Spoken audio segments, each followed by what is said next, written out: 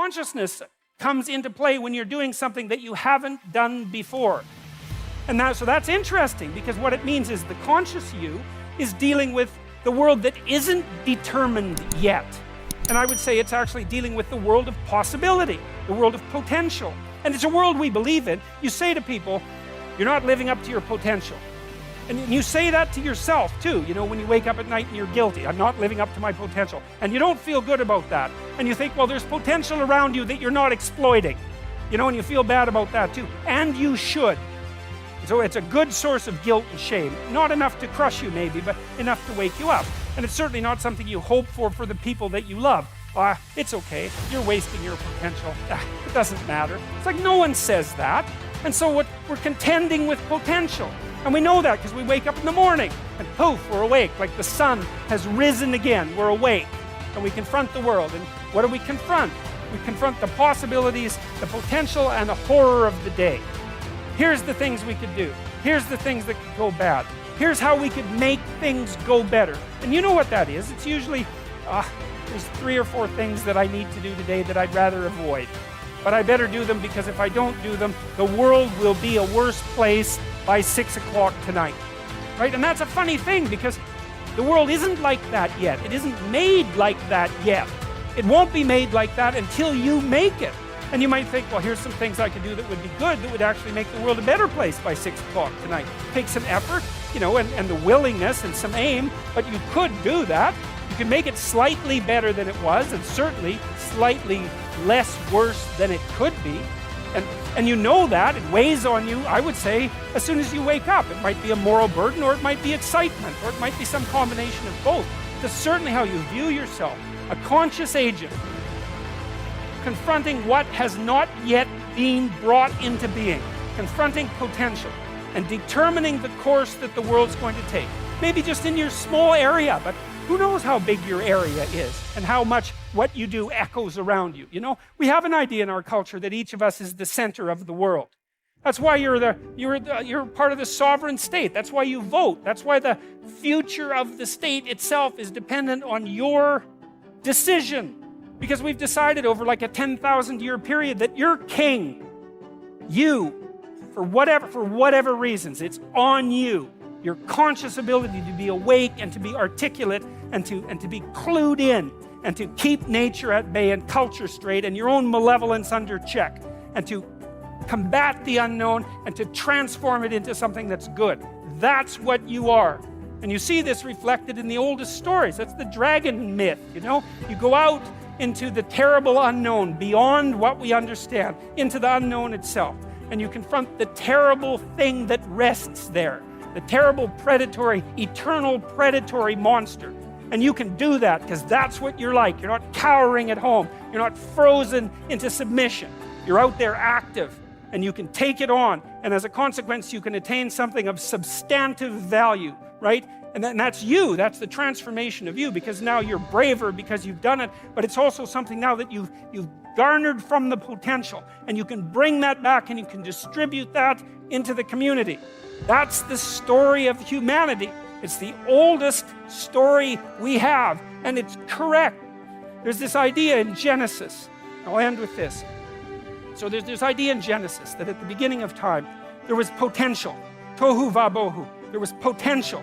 It was nothing, like the nothing that's there when you wake up in the morning, that's just the potential of the day. It's all sorts of things that could be, but nothing that is. And then there's a structure that confronts it. Well, that's you. There you are, the structure that confronts potential. And then there's the personality that you use to confront it. So in Genesis, the personality is logos, and it's something like truthful courage and communicative ability, all amalgamated. It's something like that. So, and it's a lesson. It's like, okay, there's the potential. What are you supposed to do with it?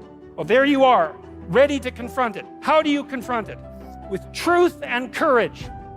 And then you transform it into what exists. You take the potential and you transform it into being itself. That's your job.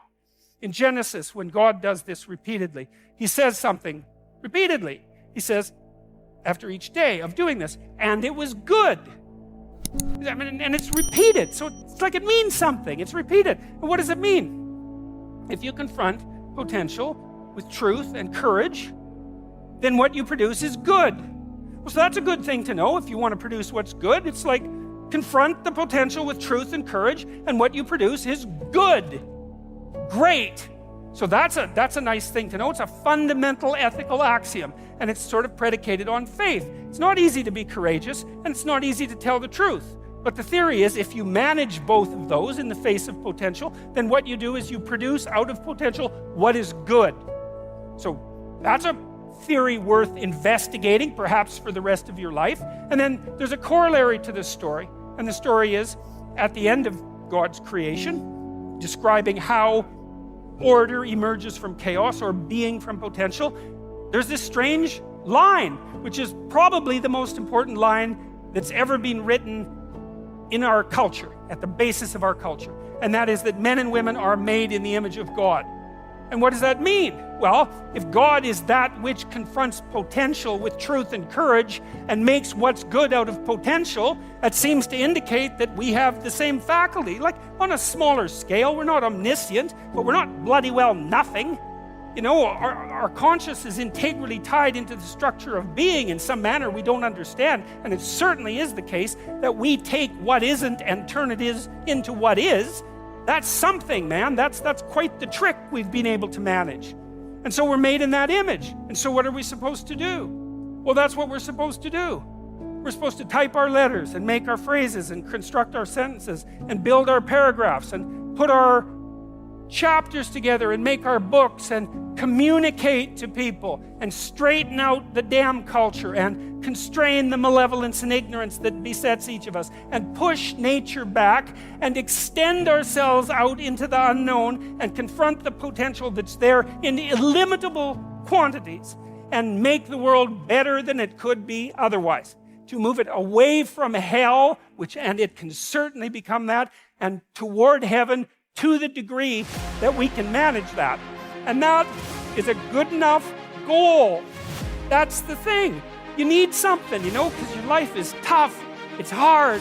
You need something you need something to get out of bed for and fight for.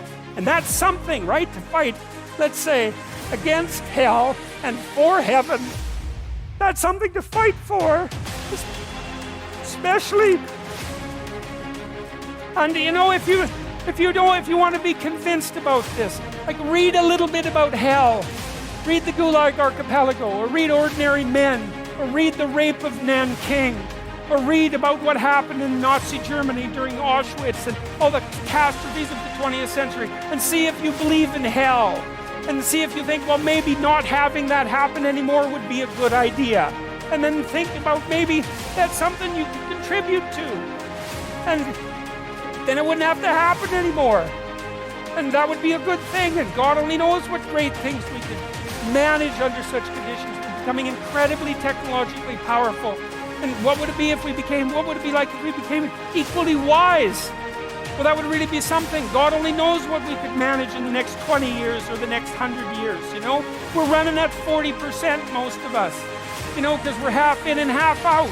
And it's not surprising, because life is difficult. It's like, well, what if you were 90% in, or 95% in, or all in? Because you're all in anyways, right?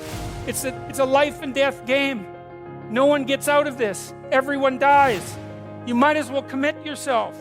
And you might as well commit yourself to the highest good that you can attain, because why not? It'll imbue your life with meaning. It's hard, the responsibility's there, but all the meaning's in the responsibility. And that'll make your life better. It'll make your family's life better. And it should make your culture better. Maybe it make the world better. It's like, that'll justify your damn miserable existence at 3 o'clock in the morning when you're wondering what the hell you're doing here. And that's a good thing, because there's going to be days when you're aching and tired and sore, and there's people in your family that are sick, and you're cynical and bitter, and you need a reason to get up, and you think, yeah, well, a little more heaven and a little less hell, maybe I can pull that off today and tomorrow and next week. And that's worth struggling forward for. And so that's how it looks to me.